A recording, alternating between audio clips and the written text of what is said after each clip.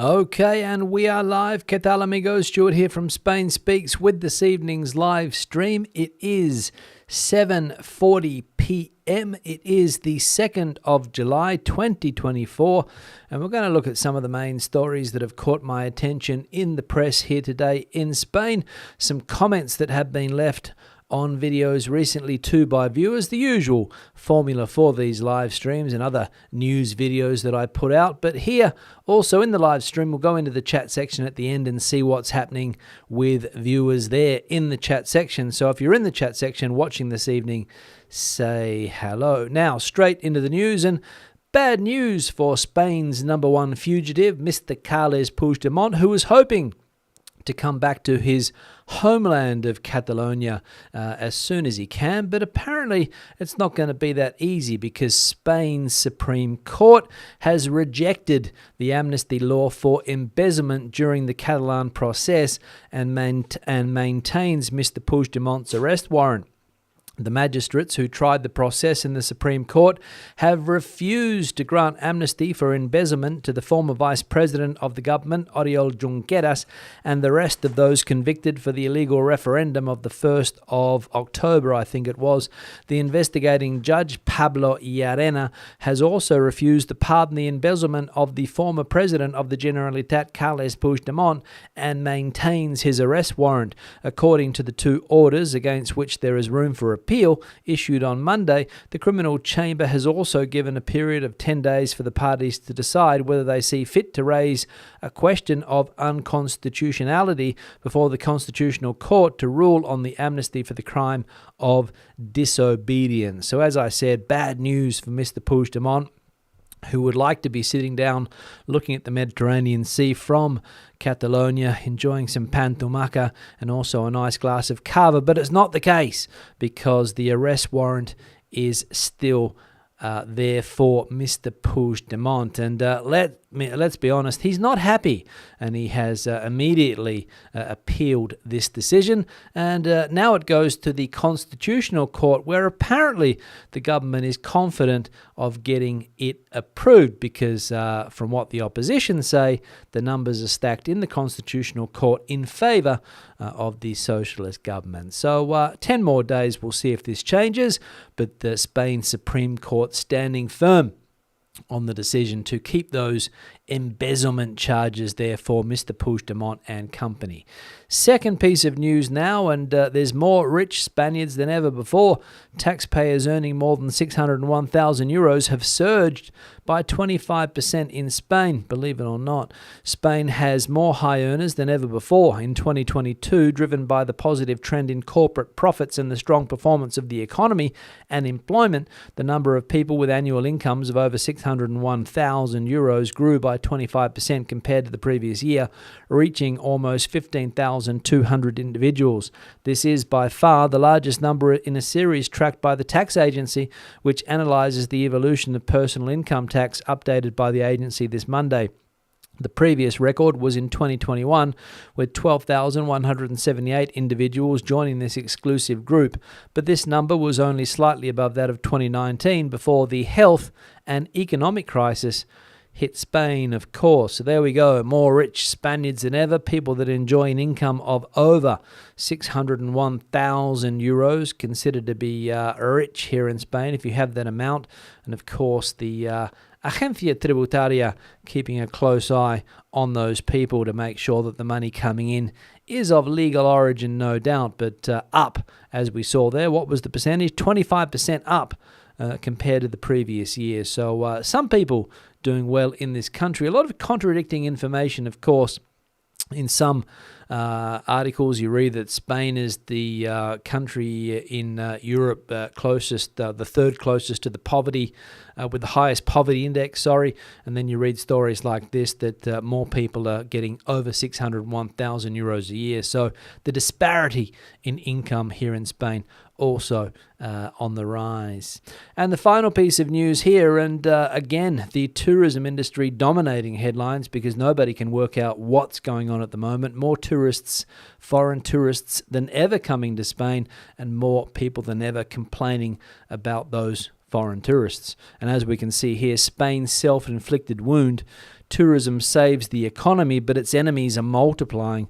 Demonstrations, anti-tourism sentiment, prohibitions, regulations. Spain is putting its golden goose at risk. Tourism is going through a golden era in our country in terms of activity, although the hostility from politicians and some citizens towards the sector is on the rise. With over 84 million international tourists and 108 billion euros in spending, the year 2023 ended with a historic record in our country, which could break its own record in 2024. In the first 4 months of this year, the number of foreign tourists nearly reached 24 million, a 14.5% increase, and spending surpassed 31.5 billion, a 22.6% increase. There is no doubt that living alongside visitors can be annoying or uncomfortable for some locals, but we must also be aware of the danger of shooting ourselves in the foot with the sector that is currently performing the best. So there we go, Spain's self-inflicted wound, the possibility that Spain shoots itself in the foot and kills the golden goose that is tourism for this country. 108 billion euros in tourist spending in 2023. And as we have seen on this channel and also on other press outlets here in Spain, this anti-tourism movement on the rise. And that's where it gets a little bit confusing, because there's mixed messages, as I mentioned yesterday. Some people are saying tourists go home, and that's the message that's reaching the international press. Then there's also people that are saying that you need to control tourist housing, short-term rentals and things like that. So it's a very mixed debate, not clear to know what's going on. But these images here, where you see in Malaga no es Girilandia. Malaga is not tourist land or for tourists. So in other words, tourists go home. Another one here, Giddies go home, which is foreigners go home. Giddies referring to people like myself, pale-skinned, fair-haired individuals that come down to Spain and get a little bit red in the sun. And also this one here, which is quite blunt, tourists go home. So when you see those messages, and those are the messages that make the international press, Spain has to be careful not to shoot itself in the foot, as we saw. And unfortunately, a lot of people just don't understand how lucrative tourism is for the country, and it pays for a lot of things. That's what people are not realizing. A lot of the services that they experience every day, they use every day, paid for with the incomes from this industry. So be careful, and let's cut back on the anti-tourism slogans, led by politicians who are trying to deflect more serious problems away from the locals. Easy to get people onto the streets here in Spain, especially when you get enough negative sentiment into the community, and that's what's happening at the moment. And tourists, unfortunately, low-hanging fruit for dumb politicians and, let's be honest, dumb locals that don't understand the benefits that this industry brings. So that's the issue that we have at the moment. And this type of message here, not the one that we want to see, but unfortunately we do see it in Spanish streets. So not a good image. Be careful. Comment, one here from Lada. Hello, Stu. Thanks for this video about Santander. I found it very useful, especially the part about the bike hire. Coincidentally, I fly to Santander next Sunday for a 1-week course for Spanish teachers and trying to stay 3 more days to do some sightseeing on my own. By the way, love all your videos. Thanks, Lada, for that. Valued member of the channel is Lada. And Lada, of course, a Spanish teacher. I think, if I'm not mistaken, in one of the Baltic countries. I could be mistaken, but I think Lada is a Spanish teacher there and loves the country and everything to do with it, and also liked the video that I did about Santander recently. So thanks, Lada, for your positive input there. Another one here from Teddy. Orihuela Costa, where I am, some bar staff do 6 p.m. to 4 a.m. 7 days a week. I can't see these changes being introduced somehow. Yeah, that's the dilemma in the sector, Teddy, that people are working overtime.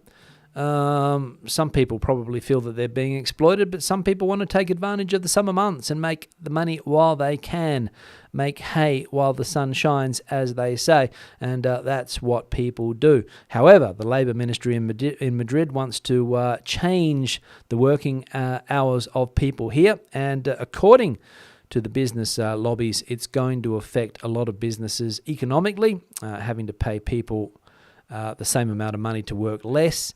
And the tourism sector, the restaurant sector, the bar sector is going to be one of the biggest hit, apparently, because as we can see here, people putting in these, 10-hour days, 7 days a week. So obviously more than the 37.5 hours that the government wants to bring it down to. But again, that's the issue, right? Maybe there are people that want to work harder in the summer months because in the off season, maybe they don't work at all. So they're making that hay, as I said.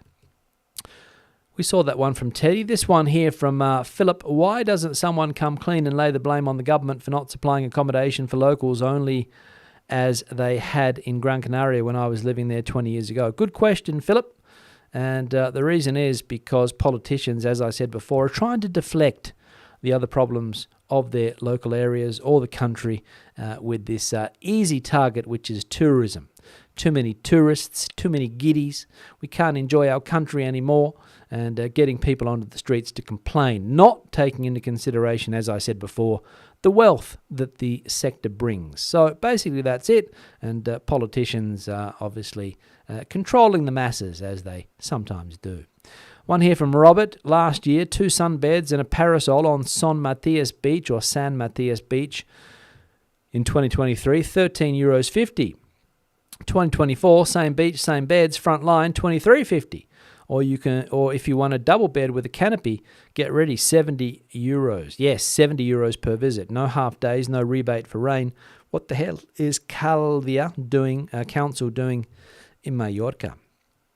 Well, Robert, I think what we're witnessing here is the transformation of the tourism industry in Mallorca. They want to get rid of the cheap tourist, obviously thinking that by putting the prices up, they're going to weed that type of tourist out and only get a higher quality tourist, I think, by charging €10 more or €70 for, a double bed with a canopy on the beach.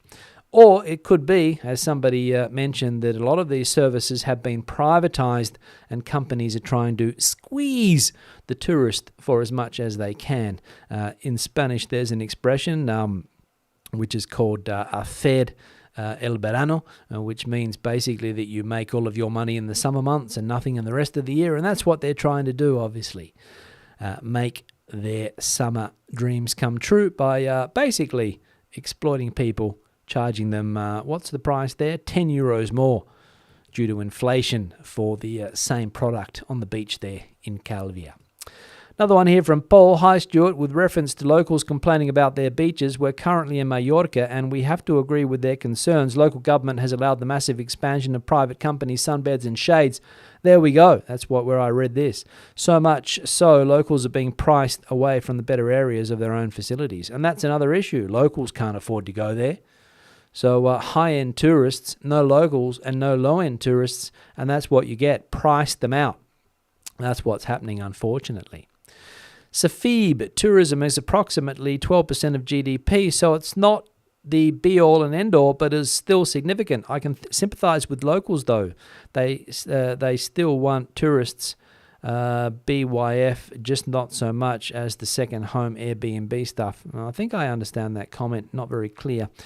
But this one here is the perfect reply. Some parts of Spain, 100%, do depend on tourists. Very little other industries exist in those places. So yes, if the tourists stop coming, they would suffer big time. But I suspect that despite all the noise, the tourists won't stop coming. Probably not, Joe. They probably won't stop coming. But in reference to this first comment here, tourism is approximately 12%, 12, 13, 14 of national GDP. There are places in Spain that don't depend on tourism, okay? That's the reason. But you go to a tourist place in Spain, the Canary Islands, the Balearic Islands, the Costa Blanca, the Costa del Sol, the figure is a lot higher than 12 or 13%, and that's what we need to take into consideration. Not the national average, but what it is in those peak tourist areas. And as Joe points out in his comment here, some parts of Spain do depend quite heavily on tourism and the incomes that it brings. Final one here from Impartial Observer. The RTVE, which is the Spanish national broadcaster, which is almost bankrupt by some reports, reported that the price of olive oil in Spain has increased by 272% since September 2020, according to the country's agriculture ministry. The price of 1 litre of non-branded extra virgin olive oil in a supermarket has risen from $3.45 in February 2021 to now $9.46, according to data from the Spanish broadcaster. So, are we supposed to get excited over an average decrease of 50 cents on the litre of olive oil? No, we're not supposed to get excited, but the government thinks that is part of the solution until prices come down naturally in the market. Supply and demand, of course, is what causes prices to rise and fall. There are some conspiracy theories out there, of course. There always are. It doesn't matter what you talk about. Somebody always has a conspiracy theory that producers are trying to keep the prices high, blah, blah, blah. Supermarkets are trying to keep the prices high for a reason, blah, blah, blah, blah, blah, blah. But I think it all comes down to supply and demand.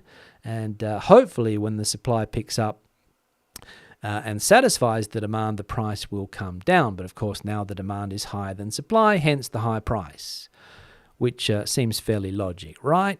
But as we can see here, it has risen close to 300%, and you're not telling anyone anything new that lives in Spain, because we pay those prices every time we buy olive oil, and in my case, it's fairly frequently because I have a Spanish partner who likes to go heavy-handed on the olive oil because it's something that she's done all her life.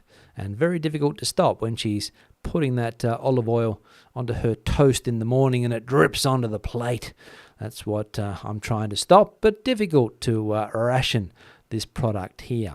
But given the price, we need to. So hopefully we'll get down to more reasonable prices. Even half that price, I would be happy.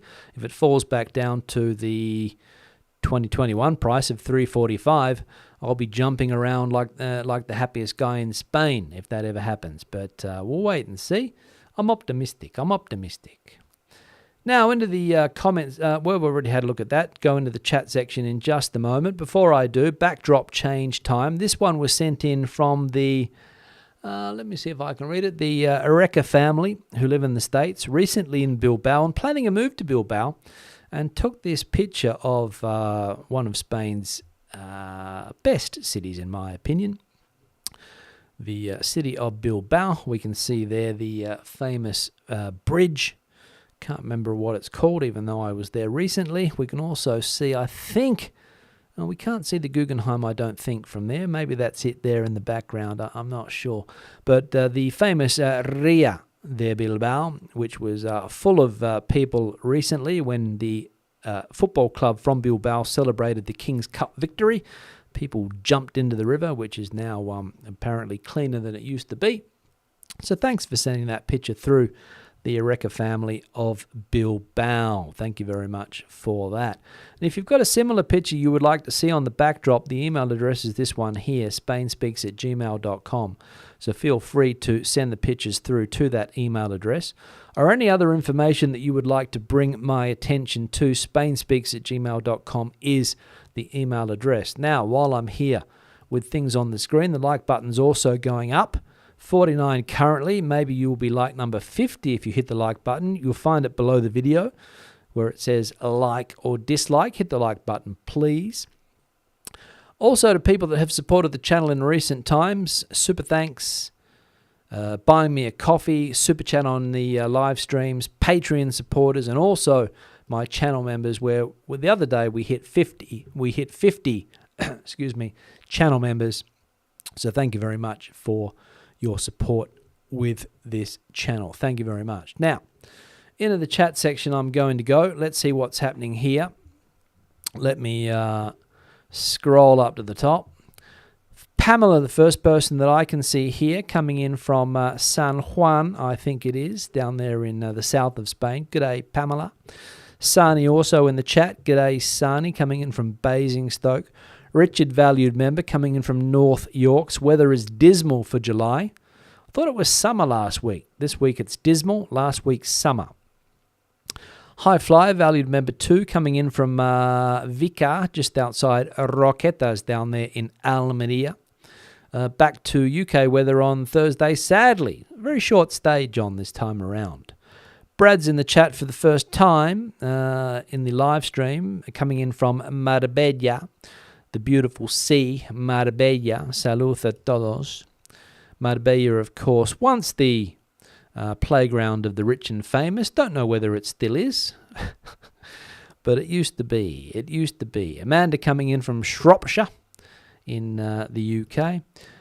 Peter saying very, not sure what that's referring to. Margie, is it coming in from, or Margie coming in from, not sure where. Preparing the move from the US to the Basque Spain in February. Margie, thanks for that, Margie. Another person moving to the Basque Country, or another family moving to the Basque Country. Fantastic. Brad's saying no evidence of anti-tourism where he is, but we do sympathise with our Spanish hosts. What else? El Davido. I don't know what that is there. David, let me see if it's been rewritten. Here we go. Tourism is strong here in Murcia. Of course, it's strong everywhere where you have the Mediterranean Sea. David, of course. Stephen coming in from Devon. Let me get this one on the screen. Sunny Devon. Neighbours are back from Spain till September, then they're back in Spain till July. Lucky people. There we go. Obviously the old Swallows coming down to Spain for the winter. Erica Puigdemont has also lost his protection as he is not a European Parliament member.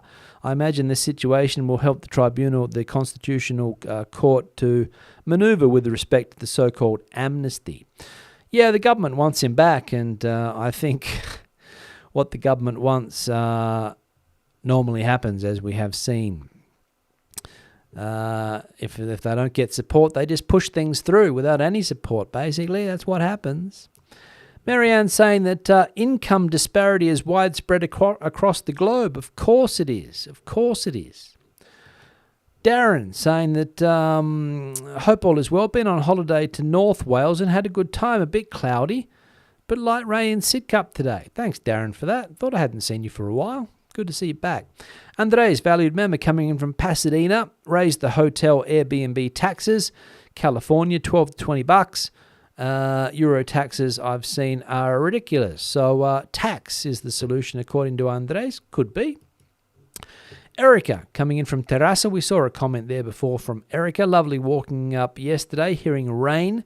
Although after the storms, a shame for the Festa Mayor as activities had to be cancelled. Have a nice eve. Thanks, Erica. Jose Antonio coming in from Pamplona, obviously there for the running of the Bulls. Jose Antonio. Truss is heading to Greece. See you later. Enjoy your ouzo while you're there and your Greek salads. What else? Let's have a look here. Sanford I think it is. I'm watching the Santander video now too, and the live. There we go. Scott watching two videos at once. Makish, the Santander video was lovely, great production. Yeah, I'm going to be honest, Makish, it was one of the videos that I enjoyed making the most. In fact, I haven't had that much fun making a video for a long time. I normally pound the pavement and wear the soles of my shoes out, but this time I decided to hop on an e-bike. It was just so easy. It was there saying hop on me and ride me. So that's what I did, and a very pleasant experience. Although I didn't go into the heavy traffic areas, obviously on the bike, because I didn't see many cycle lanes in the heavy traffic areas. There were cycle lanes around the city, but I didn't see too many in the main downtown area. So I was a bit cautious, as you should be when you're not riding with a helmet on. Of course, you don't want to be knocked off and have that issue. Brad saying, talking about the UK here, I think. No, Spain should not shoot itself in the foot. Unlike a country that introduced trade barriers with its biggest community of 27 countries, Brexit was suicidal. Yes, but we don't want to talk too much about that, of course. Spaniards in this area are not anti-tourist and they are friendly. Yeah, the majority are, but unfortunately the few that aren't have their message magnified in the international press. So that's what people have to be aware of. For every one clown or one idiot that writes "tourists go home" on a wall, there's 20 people that don't share that sentiment. But the person who goes to the trouble of writing graffiti all over a wall is the person that obviously thinks that his or her message is more important, and that's the one that people see, unfortunately. Like I said, I look like a tourist. Everywhere I go in Spain, I look like a tourist. And I've never had any negative sentiment. I keep to myself a lot of the times. I'm not in a big group of people, on a bachelor party or a bucks party or a stag night or whatever you want to call it. So I don't really draw any too much negativity. But it does exist. And that's the message that's getting out, unfortunately. That's what happens. Peter saying, Fuerteventura holiday cancelled, now going to Corfu. Also, holiday companies book hotels up to a year or two in advance, so it could be 2026 before Spain feels the results. Could be. We'll see. We'll see. Stephen, valued member in the chat also. Hope we're well. Thank you very much for that, Stephen. Hope you are too. Casa del Sol Bed and Breakfast Boutique, raising the prices for tourists. To get better tourists is not necessarily going to have the quality tourist. LOL. There we go. Speaking from experience, obviously. John saying, be careful what you wish for. That is true. Edward's coming in from Oklahoma City. Stephen will be back in Spain in August. Rain in Wales. Yes, the summer didn't last long. The rain is back. Hopefully there'll be more sunshine in many parts of the UK soon. Renan coming in from LA saying hello to everyone. Brad saying, my partner has it right. Always use extra virgin olive oil and make my own garlic-infused oil and apply to everything with a small paintbrush.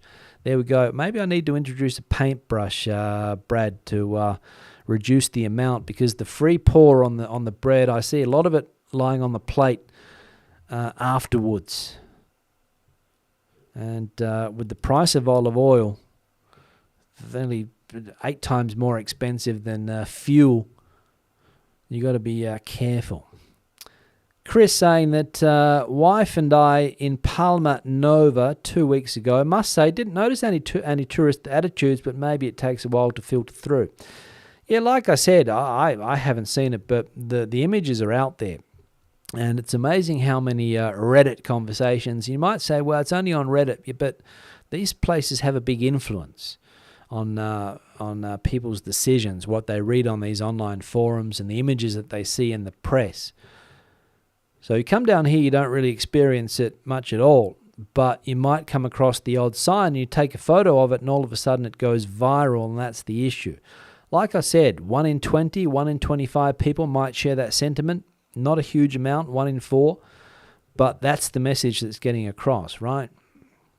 And as I said, when you start leaving graffiti around, you want people to see that message. And we've even seen cases of people in, I think it was Malaga, going around to tourist flats and super gluing up the key boxes. So we don't want to see that type of thing. And I think some politicians were actually doing that during those last elections in Andalusia last year, if I remember correctly. Johnny, valued member, good morning, evening. Thanks, Johnny, for that. Alex saying, the haves and have-nots join the public service in Australia for some of the best incomes. Our new Governor-General, a Republican, by the way, was getting 500 grand. It just got a 200,000 euro pay bump. Yeah, I heard about that, Alex. There was talk on the Talkback radio, of course. Lots of people questioning that pay bump. And also the pension that the Governor-General will receive for life. I think it's 60% of that salary for life. So it's a lot of money. But you can argue or not whether a Governor-General, who, as Alex points out here, is a Republican, but that's neither here nor there, of course, because there was a referendum back in the day, right? And the monarchists got up, of course. Joe saying that Lanzarote would be a disaster without our tourists. Remember the COVID lockdown recovery took a long time. Yeah, but people seem to have forgotten the COVID lockdowns and the impact that had on the tourist sector. And now they're complaining. But as I said, I think they're being led onto the streets by politicians trying to deflect the real problems. Always an easy thing to do. Blame the tourist. And I'll use the term again, the low-hanging fruit. Always easiest to pick, right? Midnight's Oblivion. I just finished the Camino. I had some general feelings of dislike towards tourists. In Galicia, more so. There we go. That's it. People are probably sick of all of those people doing the Camino de Santiago. That's it. There's always going to be a little bit of sentiment, but as I said, what's the percentage of people, right? I travel around the country a fair bit. You've seen the videos that I do. I'm in Santander one day. I'm in Salamanca another day. Alicante. I get around. And I never really get any tourist backlash. But again, don't know why. Maybe it's because I keep to myself, speak the language maybe. Got no idea. And Midnight's just doesn't get it. No. But again, people sometimes don't get the message until it's too late, Midnight. Especially when it comes to the people that are wanting to put an end to tourism. But hopefully the sector won't collapse overnight. Hopefully, for the millions of people that depend on it. Now, that's the end of the live stream. No more comments. I'm going to wrap it up. Thank you very much for watching this evening. Thanks for participating in the chat. I'll be back again tomorrow with more regular news content. Stay tuned for that. I'll be back again on Thursday with another live stream, fingers crossed, hopefully, and more other content coming out over the next few days as well. So stay tuned. Hasta luego. Hasta entonces. Adios. Bye-bye.